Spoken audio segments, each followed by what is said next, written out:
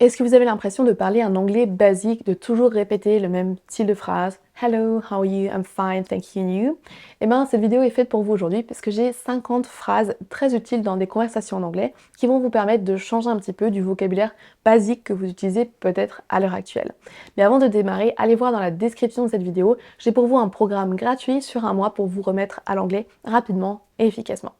Donc comme je le disais, vous avez peut-être des phrases basiques que vous connaissez comme How are you? Thank you, you're welcome. Et il n'y a rien de grave avec ces phrases, au contraire, elles sont très utiles. Vous voyez peut-être passer des vidéos où on vous dit Don't say you're welcome, don't say thank you, don't say hello. C'est complètement faux, bien sûr que ces phrases sont utiles en anglais, mais il y a aussi des alternatives. Si vous voulez varier un petit peu et ne pas toujours dire thank you, j'ai pour vous donc 50 alternatives pour ces petites phrases basiques et très couramment utilisées à l'oral en anglais. On va démarrer par la toute première des alternatives pour dire how are you? How are you? Qui veut dire comment ça va, est-ce que ça va? Vous pourriez utiliser what's up, qui est un petit peu familière, mais que vous pouvez utiliser dans des situations décontractées ou avec des amis. What's up? On a également what's new? What's new? Littéralement, quoi de nouveau, mais en anglais, en français, on traduira par quoi de neuf. How is it going? How is it going? Une alternative donc à how are you? How is everything? How is everything? Soit vous prononcez how is everything, soit vous liez how et is. How is everything? How is everything? Comment ça va? Comment va tout plus ou moins? How are things? How are things? Littéralement, comment vont les choses, mais c'est une autre façon de dire tout simplement ça va. How is life? How is life?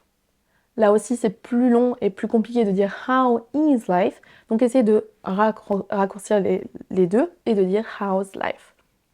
How's life? Vous avez également le choix avec ces deux autres options dans des situations un petit peu plus formelles. How's life been treating you? How's life been treating you?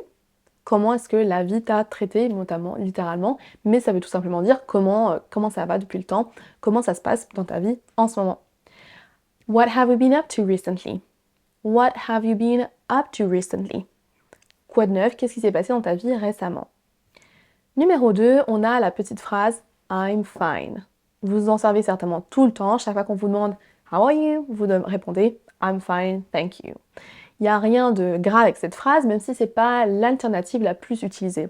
I'm fine, c'est pour dire ça va, mais ce n'est pas la phrase la plus enjouée qui soit. Voilà donc des alternatives. Pretty good. Pretty good. Si on vous demande How are you? On peut répondre tout simplement pretty good, qui veut dire ça va bien, c'est ok, c'est cool. Same old really. Same old really. Là, on dit pas grand-chose de neuf, c'est la même chose qu'avant. Same old. Same qui veut dire pareil, identique, old qui veut dire vieux. C'est une expression figée qui veut dire en gros rien de neuf, il se passe pas grand-chose de nouveau. Same old really. Not so great really. Là, c'est une alternative pour dire ça va pas très bien, ça va bof. Not so great really. Vous pourriez dire tout simplement I'm okay, I'm good, I'm great. I'm okay, I'm good, I'm great. Ce sont des alternatives plus souvent utilisées que I'm fine. I'm okay, I'm good, I'm great. À vous de choisir. On peut aussi dire can't complain. Can't complain. Complain qui veut dire se plaindre. Can't complain, ça veut dire tout simplement je peux pas me plaindre. En gros, ça va plutôt bien. Numéro 3, on va avoir des alternatives pour l'expression thank you. Thank you, qui veut dire merci. Clairement, c'est une expression qu'on utilise tout le temps, thank you, tout autant qu'on utilisera merci en français. Donc n'écoutez pas ces vidéos qui vous disent stop saying thank you, parce que c'est clairement pas le cas. Continuez d'utiliser thank you, mais voilà d'autres alternatives si vous voulez changer un peu. I really appreciate that. I really appreciate that. Ou vous pouvez dire I really appreciate it. That ou it. I really appreciate it.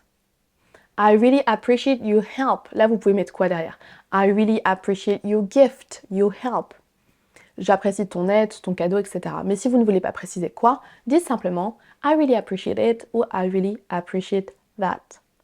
Numéro 2, I'm really grateful.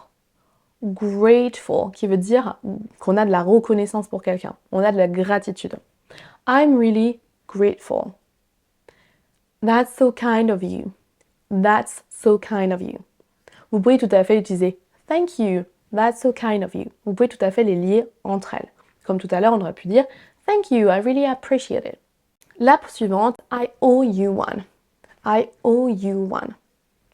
I owe you one se traduira en français par je t'en dois une. En gros, merci de ton action, merci pour ton cadeau, merci pour ton aide, je t'en dois une. I owe you one. Numéro 4, la suivante, you're welcome, qui veut dire de rien. Pareil, cette expression, on s'en sert tout le temps en anglais, tout autant qu'on utilisera pas de rien en français.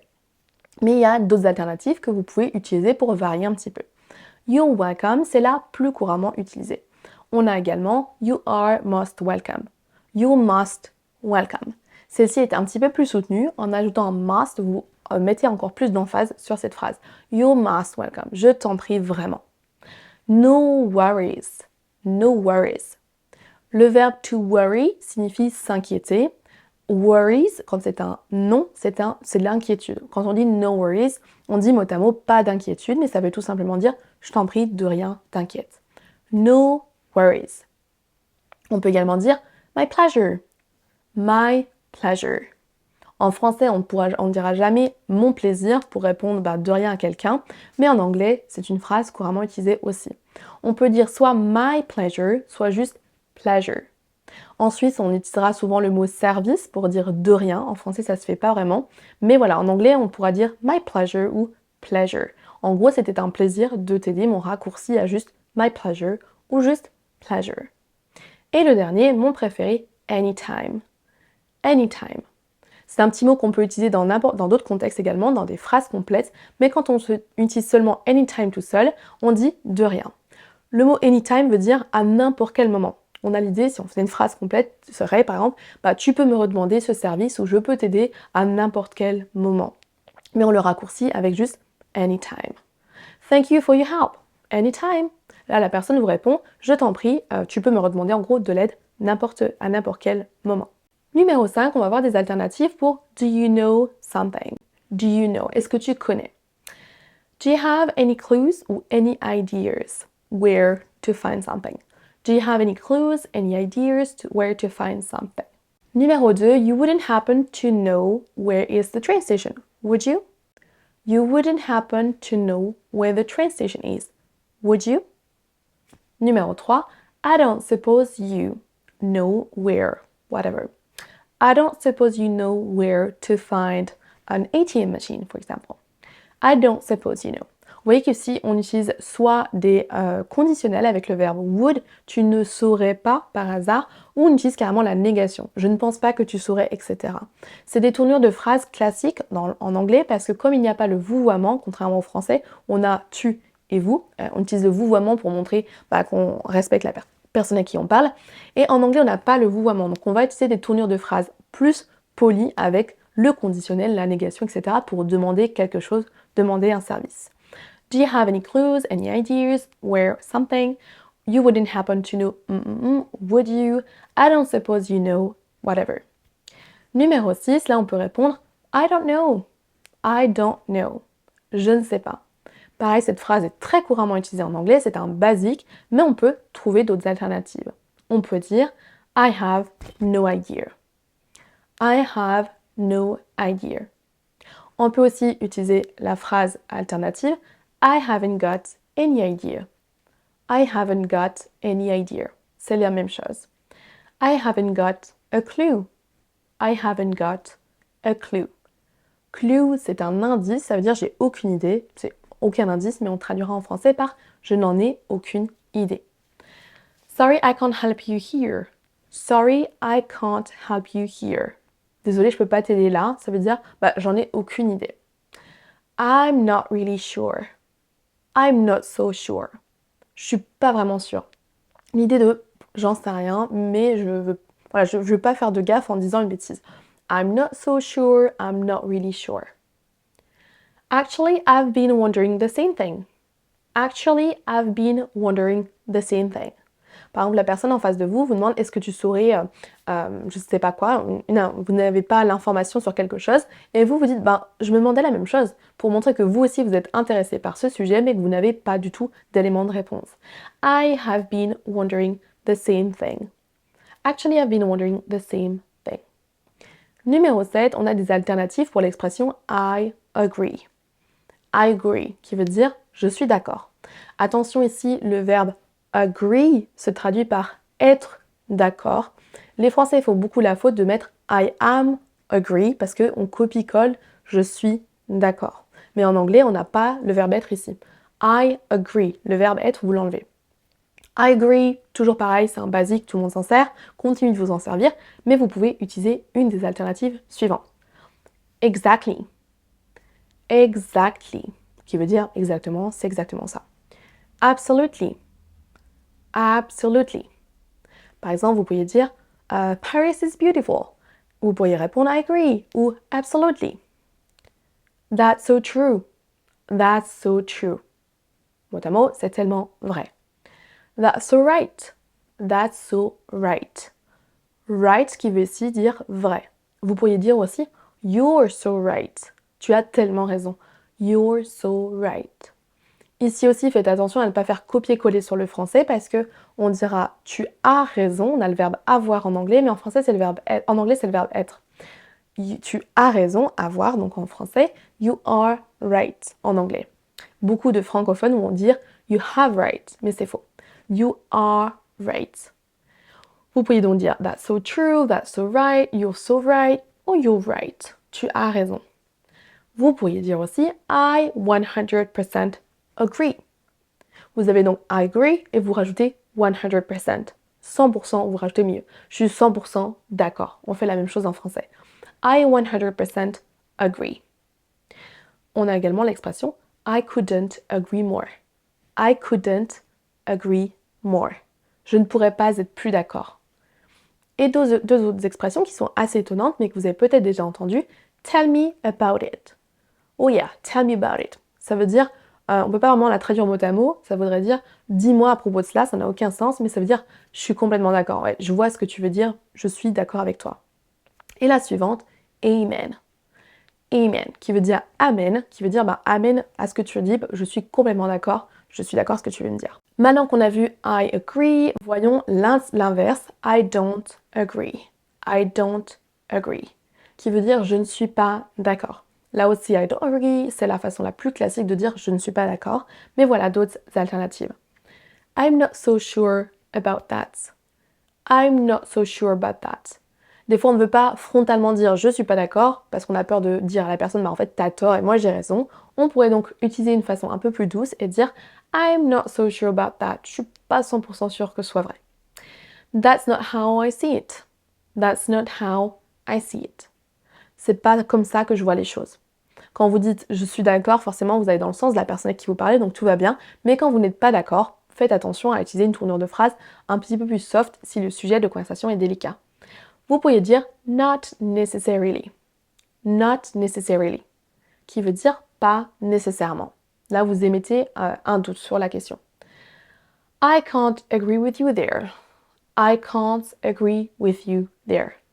Mot à mot, je peux pas être d'accord avec toi là-dessus, mais c'est-à-dire, moi, je suis pas tout à fait d'accord avec ce que tu dis. I can't agree with you there.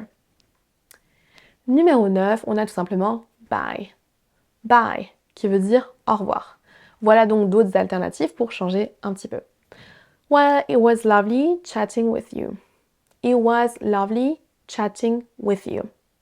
To chat, qui veut dire papoter, discuter. Donc c'est une façon de dire au revoir, surtout si vous parlez avec quelqu'un, que vous avez envie de partir et vous voulez pas dire I have to go, bye, et que vous voulez arrêter la conversation sur une note plutôt sympa.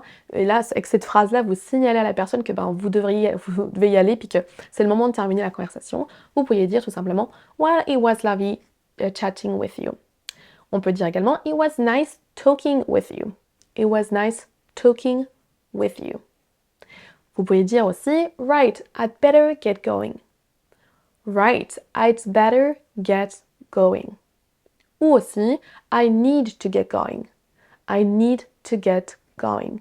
Là, vous êtes en train de discuter, vous regardez l'heure, il est temps que vous y alliez. Ne dites pas bye, see you later. Vous pourriez dire juste right, I need to get going. Il faut vraiment que j'y aille cette fois. I must be off.